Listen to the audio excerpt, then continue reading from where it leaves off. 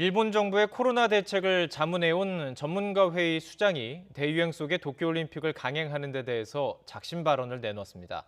10만 명 가까운 사람이 모이는데 일본 정부의 주장처럼 안전하게 대회를 치르기는 어렵다는 인식도 드러냈습니다. 도쿄 이경화 특파원의 보도입니다. 코로나 사태 이후 1년 넘게 일본 정부의 방역 대책을 조언해온 오미 분과위원장. 예상 밖의 강한 어조로 올림픽 개최에 대한 소신 발언을 내놨습니다.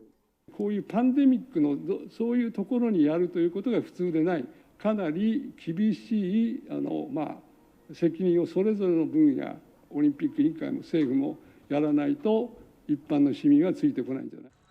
이뿐 아니라 10만 명 가까이 모이는 대회를 일본 정부 주장대로 안전하게 치르기는 쉽지 않다고 지적했습니다.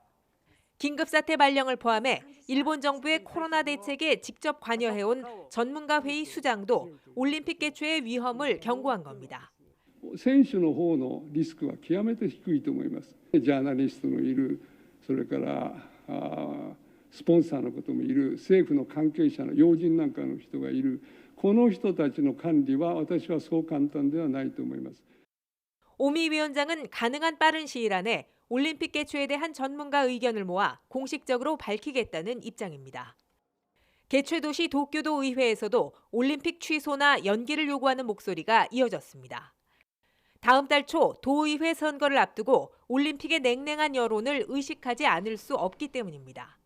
無観客開催や再延期など感染状況を見据えながらあらゆる可能性を想定し、感染拡大の懸念を払拭できない限り、東京オリンピック・パラリンピックは延期できなければ中止するしかないと考えます。